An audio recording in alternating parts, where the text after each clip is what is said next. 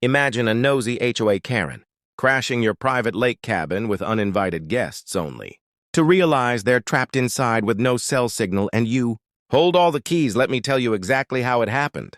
I had taken the weekend off to relax at my lake cabin, no HOA meetings. No noise, just peace, when suddenly I saw cars pulling into my driveway. Karen, the so-called HOA queen, stepped out with her special guests, and without asking, barged right into my cabin. She said the HOA had decided to use the space for a private gathering and claimed I had no choice but to let them stay. I laughed and told her it was private property, but she rolled her eyes, saying I couldn't stop them.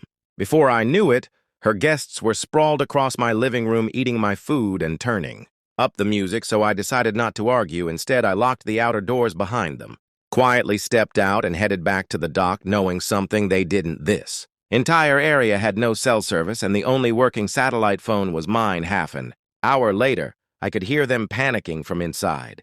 Karen was pounding on the door, screaming for a signal. Her guests were waving their phones around in the air like desperate pigeons. I took my time fishing while they sweated it out inside. Finally, when Karen begged me to open up, I stepped back inside and told her, this is what happens when you trespass on private property. She tried to bluff again, threatening HOA legal action. But I reminded her that the HOA doesn't control private cabins and that her little stunt was technically breaking and entering. Her face went pale. Her guests started whispering that they didn't sign up for this embarrassment, and one by one they stormed out after I unlocked the door. Karen slunk away, humiliated.